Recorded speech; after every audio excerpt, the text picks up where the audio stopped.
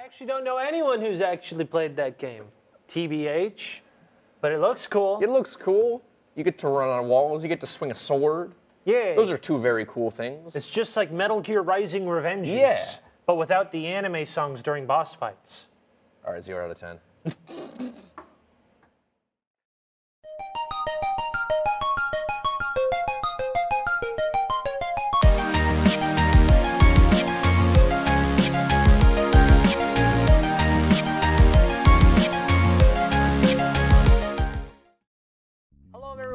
And welcome back to DCM, Doritos, Connections, and Mountain Dew, your favorite local video game show. I'm your host, Howard Miller. I'm your co-host, David Scribani. Let's start off with the news. Yeah, let's do the news.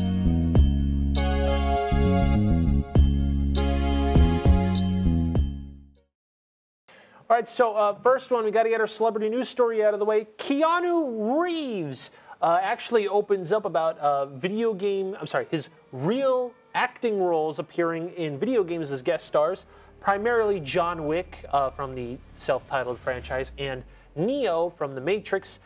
He was discussing about how in Injustice 2, made by Warner Brothers and NetherRealms, they almost got Neo from The Matrix as a DLC character, but the deal fell through.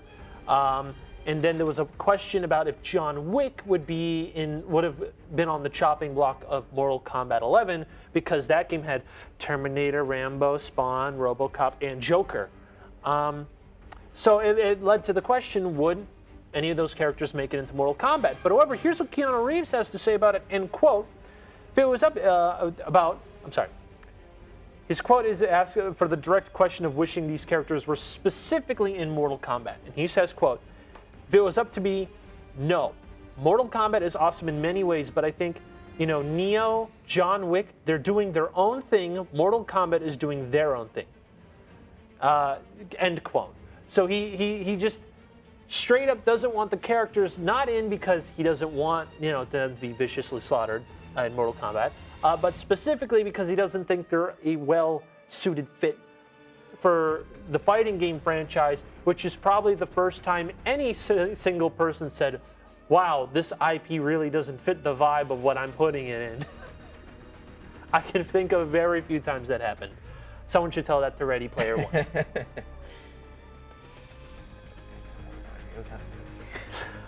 I was debating on Space Jam 2 or Ready Player One, and I decided I hate Ready Player One more. So, we just got to put Ted from Bill and Ted in Mortal Kombat, is what I'm understanding from this quote. Yes. All right, fair enough. Or, and this would actually fit in Injustice, just put his version of Constantine. Ooh, that's a good point. He has said in the past that he would not mind returning to the role. That's a good point. He's finally here, folks. After probably more than a year, I think. Yes. For more than a year, Marvel's Avengers has finally added Spider-Man, the PlayStation version of the game. Sony exclusive Spider-Man. Sony exclusive Spider-Man. And guess what? They did absolutely nothing with it. They added him to the game and said, all right, cool. Have fun. Yeah. Was this? They needed over a year to do this? Yeah. No character missions or anything. He's just a playable character. Yeah, but he gets to pet the dog in a unique way. Oh, does he? Yep. Okay. They made an individual animation for him petting Well, was the that dog. worth over a year's wait? No. For one animation? No way. It's one of those things where I'm pretty sure they just took the fat check from Sony and just went, yep, we're putting no effort into this. Yeah. Like is Crystal Dynamics just on like a warpath to make this the most mid-tier game ever? Like that seems to be what they're doing to me. Well, I don't know. But I'll let you know when I play it for my yearly bad game before Christmas. Good luck. I wish you the best of luck in that endeavor. Woo! But don't worry, you guys will all know next year on DCM when I come back to discuss all the pain I've been through playing that game. I'm coming back with a vengeance, baby. The hit indie game Dead Cells has announced their newest update titled Everyone Is Here, which gives you free multiple costumes with their iconic weapon for multiple beloved indie titles such as Hollow Knight, Hyper Light Drifter, Blasphemous, Guacamelee, Skull the Hero Slayer, and Curse of the Dead Gods. All of this is available for free right now, and it gives you cute costumes for the Dead Cell main protagonist, and it should be out now for Dead Cells, which you should own anyway, because it's a pretty good game. Cyberpunk platformer Ghost Runner, which I have heard nothing but good things about, is getting a huge story-driven expansion in January. Project_Hell. With 6 new missions, new enemies, and a new playable character, Project Hell will follow Hell, one of the bosses from the base game, on her journey through Dharma Tower. I don't know what any of that means, but I've heard it's a good game, so maybe it'll mean something to you, the viewer who has played the game. Maybe. I do not know. I actually don't know anyone who's actually played that game. TBH. But it looks cool. It looks cool. You get to run on walls, you get to swing a sword. Yeah. Those are 2 very cool things. It's just like Metal Gear Rising Revengeance. Yeah. But without the anime songs during boss fights. All right, 0 out of 10. All right, we have reached the official end of Super Smash Bros. Ultimate, as recently the final patch for it has went live. This is the final update to Smash Bros, making it an end to Sakurai's run developing the title. There is a full list of changes on the Smash's website, but I'll just give you like the big ones. Most notable changes is that they buffed the Nightmare, the Inkling, and Bowser Jr., and they had a bunch of nerfs to Min Min and Pyrrha and Mithra. Along with that, the game is now going to give you spirits, which are like cool little things you can put on your character to give you like stat boosts during fighting game. They give you spirits that if you connect the new Metroid Dread amiibos to it, you'll get exclusive spirits from those amiibos. Smash had a great run, and as easy it would be to keep it going, Sakurai needs a break, and we look forward to whatever projects he makes going forward. I seem to recall he said he was kind of just done with Smash. He's done, well, I just mean anything he makes. Yeah. Anything But no, I know. I'm just saying that Oh, no. it seems like he's done with the franchise. Well, no, now, did you see the most recent interview he had? No. He said, well, I am done with Smash, but now I'm inherently worried about the next title because that means someone else is going to make it. And now for our next segment, hey guys, what you been playing?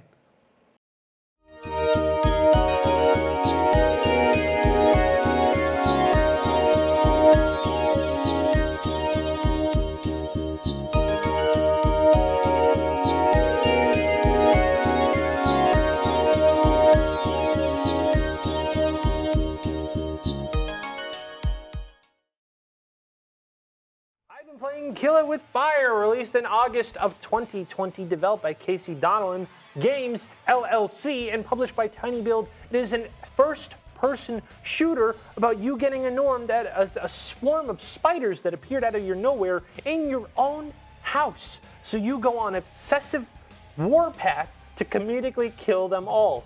You start out with like a fly swatter, and you end with actual guns to shoot spiders and bombs and shurikens, and a lot of other comical weapons because you're so sick of spiders. And it's a blast to play. My favorite is the office cubicle mission where you have to unplug all the servers and destroy all the printers to find all the spiders, only to find out that there's a radioactive spider that can bring back all the spiders you squished. Spider-Man. It's great. I love it, and it's so over the top, I think's the term. The ending is so absolutely nuts about the lengths that this guy will go to get rid of all the spiders in town, which if you explore the levels, you'll get a hint where you find out the main protagonist is a conspiracy theorist who believes big government has planted all the spiders there. Oh. And it's pretty wacky. I am a fan of it. Kill It With Fire is available on Xbox, PlayStation, PC, and Switch. All right, so main segment time. The rumor mill is a-flowing and has given us a juicy story as reported by Bloomberg, of all places. PlayStation is now trying to make a competitor to the Xbox Game Pass. Now, if you don't know, the Xbox Game Pass is an online service where you can digitally rent games for about $10 a month. And if you do so, you actually get a discount, and you can upgrade it for $5 more and get Game Pass for PC, EA Access, and and Xbox Live Gold itself, the online service you pay money for.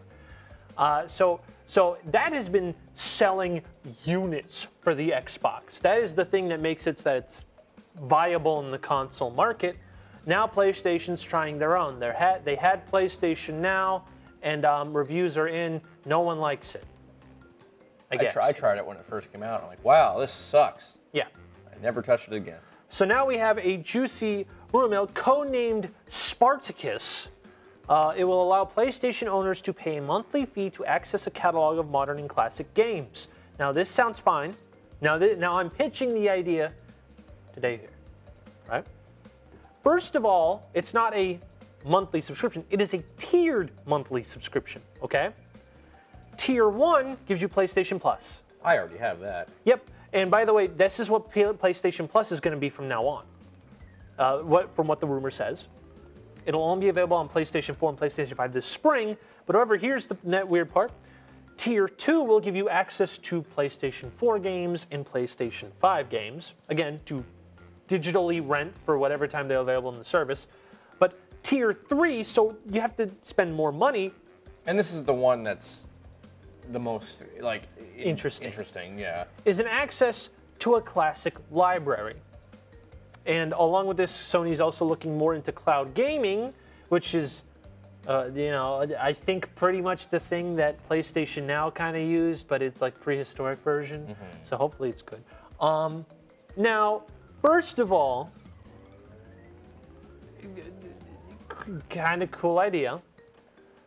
Second of all, it doesn't mention that the classic library, you can actually buy any of the classic games. So now we have my biggest gripe of not only do I have to pay extra twice to play backwards compatible titles, from what it's looking like, it's locked behind it. Mm-hmm. Sort of like if you have Nintendo Switch Online, how they're re-releasing all Nintendo 64 games, but you need to pay an extra $40 a year for your monthly service in order to play them. You can't just buy the ones you want. So I think while it's cool they're trying to make their own version of a Game Pass but better, which is totally fine, that's totally cool, because the Game Pass is a great idea for a great price. Now, not a sponsor, but it could be. Good. Give me.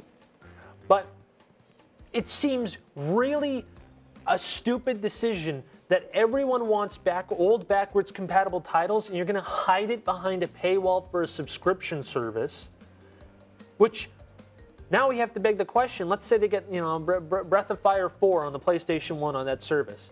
That's not owned by Sony.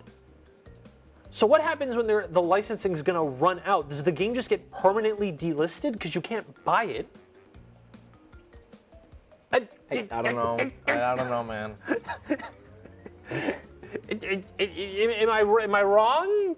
I mean, keep in mind, this is still just a rumor. It's still a rumor. So maybe with people's reactions, they'll tweak it a bit if this is the case. I don't know. I hope so. Hope so. I also hope it's relatively affordable. Yeah, because especially considering it's a tiered thing. Yeah, because to reiterate, Xbox Game Pass is $10 a month, and with $5 more, you get the PC version, EA Access, and Xbox Live Gold itself. So you actually stop paying for Xbox Live Gold, saving you $10. Mm-hmm. So you save $5 and get all that other things. But this is directly tied to PS Plus, so you already have to pay for PS Plus to get it. Then you have to pay to get PlayStation 4 and PlayStation 5. Then you have to pay one more time to get the classic library. That's 3 purchases. Yeah. So how much is PlayStation a month? Like if you have to buy it, it's like $10 a month. Correct? Or something like that? Can't remember. I get the yearly pass. Yeah, yearly. Which it also doesn't mention if there's yearly tiers, but whatever. That's way too up in the winds for there's no prices. But like, let's say you pay $10 for PS Plus, and then for the next one, it's also another 10. And then for the classic library, it's 5. That's like $25. That's already inherently a worse deal than the Xbox Game Pass. That is objectively a worse deal than the Xbox Game Pass. Even if you can throw whatever classic PlayStation games you want, you can just do it on Xbox. And not to mention on Xbox, certain games, if you have the disc for it, you don't need the service to play the backwards compatible games. You can just take your copy of Blood Rain 2 or Oddworld Munch's Odyssey, put it into your Xbox Series X, and it plays. Yeah. So,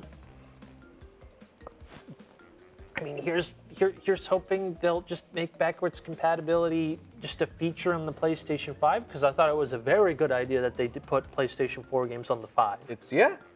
Phenomenal idea. Nice. But I'm very suspicious on this classic library because Nintendo's doing this and no one likes it. But Nintendo's making money anyway, so why should they care? But we'll see. We'll have more for you later as this story develops. But because I want to know. I want to play Metal Gear Solid 2. Honestly, all of them. Yeah, that's also true. Just let me play Metal Gear games. No. Easily. No. In an easily accessible way. No. What you should do, right, is find that really rare copy of the Metal Gear Solid collection that was released on the PS3 by the time the 4 came out, and just hope to God they put it backwards compatibility. No, just hope to God you get a PlayStation 3 that works, and your account can sign into it, and then boom. After all those extra steps, you can play a Metal Gear game. Other than 5. Other than 5 and Ground Zeroes. They're the same fucking game. No, Ground Zeroes is the tutorial mission they cut out from 5 to make a quick buck to reassure people that the game still existed. They included it in the definitive edition of the game. Yeah, but you never specified the definitive edition. Now for our last segment, big news is we're totally going to cover two Smash clones of ginormous IPs with the now revealed, we're a little bit late, don't be mad, video production's behind.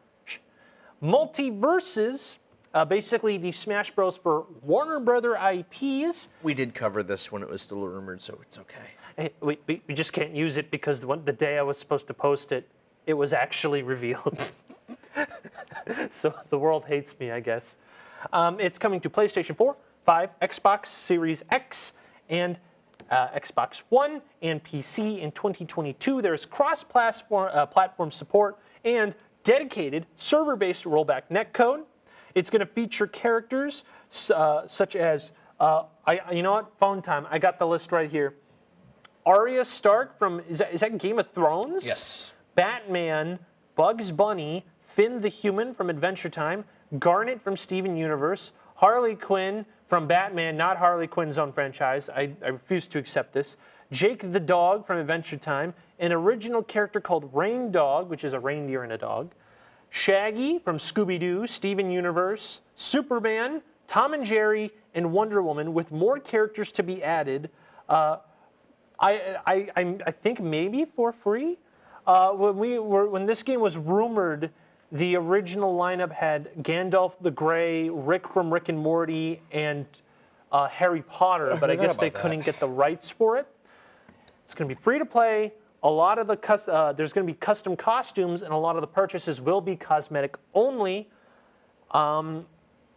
including this really cute picture I'll show where Tom and Jerry have like cowboy and sailor outfits. And the game looks fun.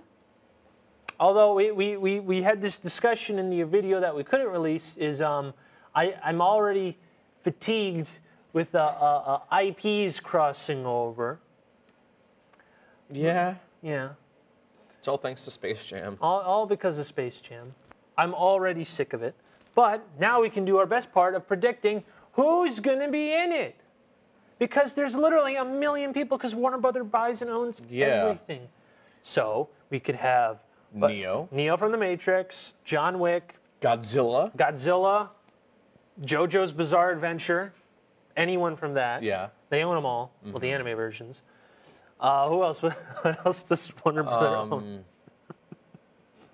I'm trying to think. We can have. Oh, Tony Soprano from The Sopranos. Of course. Anyone from Mortal Kombat. Oh, yeah, it's true. Mortal Kombat. Oh, yeah, for sticking with video games, you can get the one James Gunn worked on. Lollipop Chainsaw. You can get people from that. Yeah. Anyone from Dune. Oh, yeah, we can have Dune in. Because when I think of a game that kids want to play, I think of adding Dune. That's what Fortnite did. Smart idea. Yes, let me play as the character who essentially becomes a god just because he can. Wait, I'm pretty sure that happened in Naruto. But anyway. Damn, Naruto ripped off Dune. Oh, that ain't all they ripped off. But still, a bunch of IPs. Your kid will probably love it. It's free to play, and it looks pretty fun. But that's all the announcement had. Mainly, this game was made just so that they can use Ultra Instinct Shaggy. You know the meme. They just wanted to find a way to use him in a video game, and apparently, putting him in Mortal Kombat didn't work. Fun fact. Didn't Warner Brothers do Detective Pikachu? Pretty sure they did. Pikachu's going to be in the game. Oh, wait, Cartoon Network. Hold on. What Cartoon Network people could they put it? Captain Planet. Is Captain Planet Cartoon Network? All right. Captain Planet. Hostel Gato from Billy and Mandy. Courage the Cowardly Dog. He just did a crossover with Scooby-Doo. That's right. This is good. Because from looking at this, they only picked the modern ones and the golden oldies. They picked none of the 90s and 2000s. That's why there's Bugs Bunny. Yeah. First of all, where's Daffy Duck? I don't see Daffy. Honestly, you could just do a whole Looney Tunes Smash clone, and I'd be happy. Don't you remember that Looney Tunes third-person shooter? Maybe. Do you remember that? What was it called? I honestly forgot. But like the bad guy was like the red thing was a Gossamer or something. It was like not Back in Action's the movie. Yes, but I think there was a game based on that. Yeah, there was a game. I own it. Brendan Fraser from Looney Tunes Back in Action. Or just Brendan Fraser in general. Yeah, the actor Brendan Fraser. Put in Brendan Fraser. We can get Robot Man from Doom Patrol. Oh, that's true. They own DC. We can get Robot Man. That's so just true. Every Brendan Fraser character that Warner Brothers owns, put him in the game.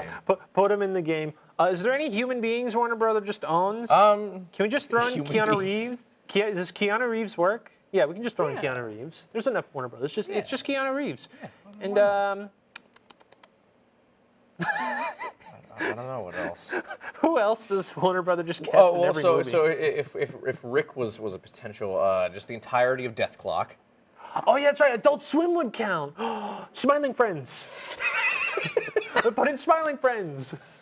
Put in Joe Pera himself. Can we put Tom in? Tom? Oh, from Toonami. Yeah. Oh, that means we can put in the Toonami produced anime. Yeah. So Samurai Jack, the weird people from. We can put in Harrison Ford when he was in Blade Runner. This is why I hate IPs, by the way. Look at how many people we can go off. That's a potential. Oh my God. Who else? We can also throw in. Oh, they're doing the Shenmue anime. We could throw in Shenmue. We could throw in Shenmue. Why not? They're doing Uzumaki. We could throw in Junji Ito. Junji Ito himself. This is terrible. We have good ideas on this show. Well, we have very good ideas on this show. Okay.